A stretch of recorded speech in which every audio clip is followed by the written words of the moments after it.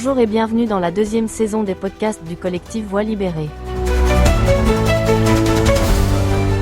Aujourd'hui, on va se pencher sur une phrase qui sonne un peu comme un slogan, mais qui est un véritable principe d'action.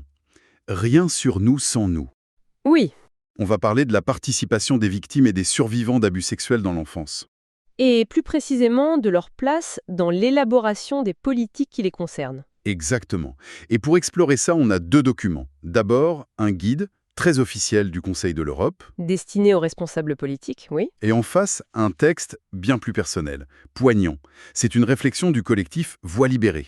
Les anciens choristes des petits chanteurs de Touraine. C'est ça. Et l'idée, c'est vraiment de confronter ce cadre institutionnel, un peu froid, à l'expérience vécue, à la chair. Tout à fait.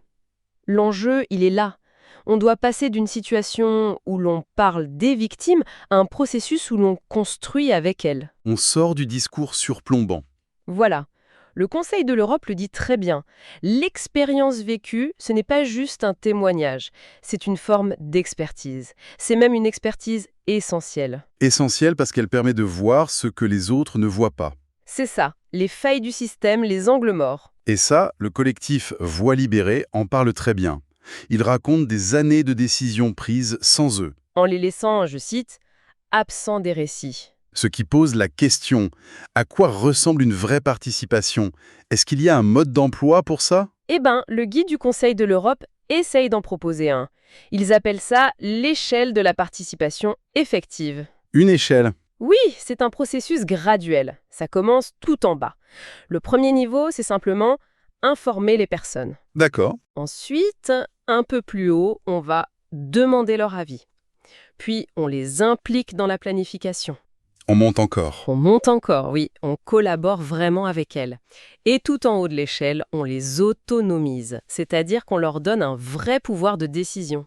Le premier niveau, informé, ça me paraît un peu léger, non? C'est le strict minimum. C'est une très bonne remarque. On peut informer quelqu'un sans jamais l'écouter. C'est presque une non-participation. C'est le risque, oui. Et c'est justement pour éviter ça que le guide ajoute 4 principes clés. Des principes qui doivent s'appliquer à tous les niveaux. D'accord. Lesquels? Le premier, et le plus important, tenir compte des traumatismes. On ne peut pas consulter une victime comme n'importe qui. Il faut créer un environnement qui ne blesse pas une deuxième fois. Ah, et ça fait directement écho à une phrase terrible du collectif. Laquelle? Ils écrivent être entendu peut aider à se reconstruire, mais être instrumentalisé peut raviver les blessures. C'est exactement ça. On voit tout le danger d'une participation qui ne serait que de la communication. D'une participation de façade. Absolument. Et les autres principes en découlent. Le deuxième, c'est de respecter l'autodétermination. C'est-à-dire, Chacun choisit s'il participe et comment. Pour certains, ce sera public. Pour d'autres, le silence est une protection. Le collectif insiste beaucoup là-dessus. d'accord. Troisième principe, autonomiser et valoriser leur expertise, y compris d'ailleurs par une compensation financière.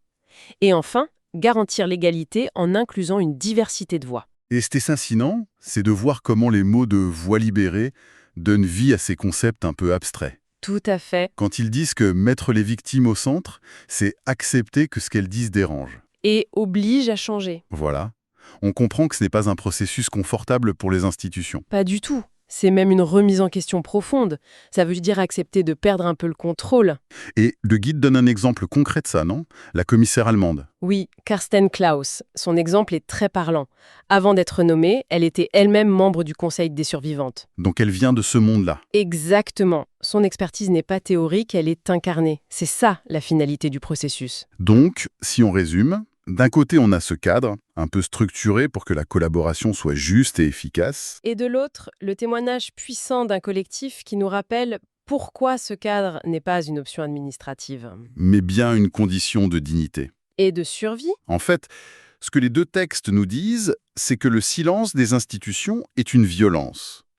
Mais une écoute qui instrumentalise en est une autre, peut-être plus sournoise. La vraie avancée n'est donc pas seulement de donner la parole, Non, c'est d'accepter le pouvoir qui vient avec cette parole, de passer d'une écoute symbolique à une co-construction. et ça ouvre une dernière réflexion peut-être.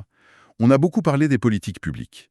Mais ce principe, rien sur nous sans nous, comment est-ce qu'il pourrait, transformer d'autres domaines? Comme quoi, par exemple? Je pense au traitement médiatique de ces affaires. ou au fonctionnement même des associations, ou, encore plus intime, aux dynamiques au sein des familles touchées.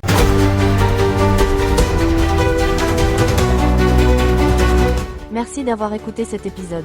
Ce podcast est produit et réalisé par le collectif Voix libérée. Pour nous écrire, témoigner ou partager, envoyez un mail à pecantores37@gmail.com. Parce que nos voix comptent, parce que le silence n'est plus une option, parce que la mémoire exige justice et vérité. À la semaine prochaine.